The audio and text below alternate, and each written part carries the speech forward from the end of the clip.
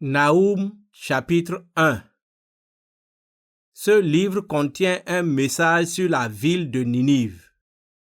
Dieu a fait connaître ce message dans une vision au prophète Naoum du village d'El-Kosh. Le Seigneur est un Dieu terrible et bon. Le Seigneur est un Dieu exigeant. Il punit ses ennemis. Sa colère est terrible. Il punit ses adversaires. Il n'oublie pas le mal qu'ils font. Le Seigneur est patient. Sa puissance est grande, mais il ne laisse pas le coupable sans punition. Quand il passe, une violente tempête apparaît. Les nuages sont la poussière que ses pas soulèvent. Il menace la mer et elle devient sèche. Il vide toutes les rivières. Alors, les pâturages du Bashan et la montagne du Carmel perdent toute vie. Les fleurs du Liban se fanent. Les montagnes tremblent à cause de lui, et les collines sont secouées. Devant lui, la terre est bouleversée, le monde entier et tous ses habitants. Qui peut tenir devant sa colère? Qui peut rester vivant quand cette colère brûle tout? Elle se répand comme un incendie, les rochers se fendent devant lui. Le Seigneur est bon.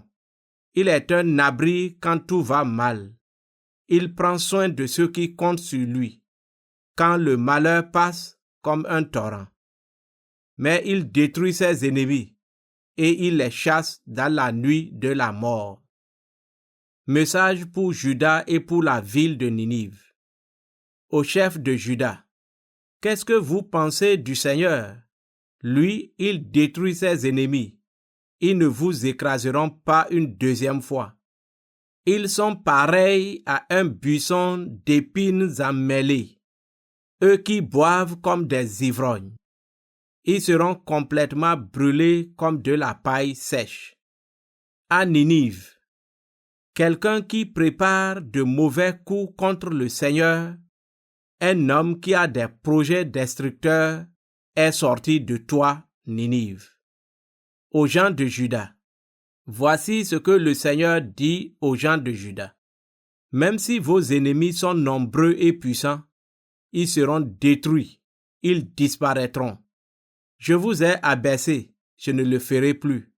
Maintenant, je brise le pouvoir qui vous écrase, et je détache vos chaînes. Aux habitants de Ninive, contre vous, habitants de Ninive, voici ce que le Seigneur décide. Vous n'aurez plus d'enfants qui porteront votre nom. Dans le temple de vos dieux, je détruirai vos statues en bois ou en métal. Je prépare votre tombe parce que vous êtes peu de choses. Naoum, chapitre 2. Aux habitants de Juda. Habitants de Juda, un messager qui apporte une bonne nouvelle arrive sur les montagnes. Il annonce la paix. Organisez vos fêtes, tenez vos promesses envers Dieu. L'homme au projet destructeur ne passera plus jamais chez vous. Il n'a plus de force.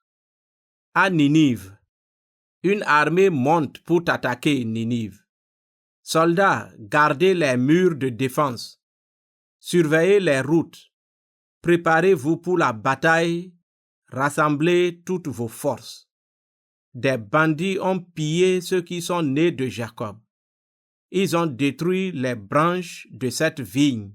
Or, le Seigneur lui rend sa fierté. Oui, il rend sa fierté à Israël. La ville de Ninive est prise et pillée. Les soldats de l'armée ennemie portent des boucliers peints en rouge et des habits rouges. Les chars alignés pour le combat brillent comme des flammes. Les lances commencent à bouger. Les chars foncent pour attaquer à travers les rues et les places. Ils ressemblent à des torches allumées. Ils vont aussi vite que l'éclair. Le roi de Ninive fait appel à ses chefs d'armée, mais ils avancent en hésitant. Les ennemis courent vers les murs de défense. Ils se mettent derrière un abri. Tout à coup, les portes qui donnent sur les fleuves sont enfoncées. Le palais du roi est pris. Les ennemis enlèvent la statue de la déesse et l'amènent en exil. Les femmes qui lui rendent un culte gémissent comme des colombes. Elles se frappent la poitrine en signe de tristesse. Ninive est comme un bassin qui perd toute son eau. On crie « Arrêtez-vous, arrêtez-vous !» Mais parmi les gens qui fuient, personne ne se retourne. Pillez l'argent, pillez l'or. Les richesses de Ninive sont sans fin. La ville déborde d'objets précieux. Tout est volé, cassé, écrasé. Les gens sont découragés, leurs jambes plient. Ils tremblent de tout leur corps et leurs visages sont défaits. Ninive est comme un lion vaincu. La ville où vivaient les lions, qu'est-elle devenue? Les jeunes lions y recevaient leur nourriture. Quand le lion partait la chercher, personne ne touchait à ses petits. Le lion tuait et déchirait des animaux. Pour la lionne et les lionceaux, il remplissait ses tanières avec la viande déchirée des bêtes qu'il chassait. Le Seigneur de l'univers déclare: Je vais agir contre toi, Ninive. Je brûlerai tes chars de guerre. Ils deviendront de la fumée. Tes jeunes gens, semblables à des lionceaux, seront tués à la guerre. J'arrêterai tes pillages sur la terre. On n'entendra plus les ordres de tes messagers. Naoum chapitre 3. Ninive est remplie de morts. Quel malheur pour Ninive, la ville où le sang coule. Elle est remplie de mensonges, de violence, et les pillages ne cessent pas.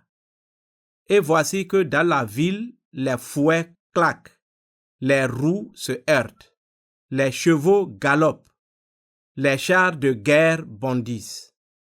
Les cavaliers s'élancent, les armes brillent comme des flammes, les lances étincellent.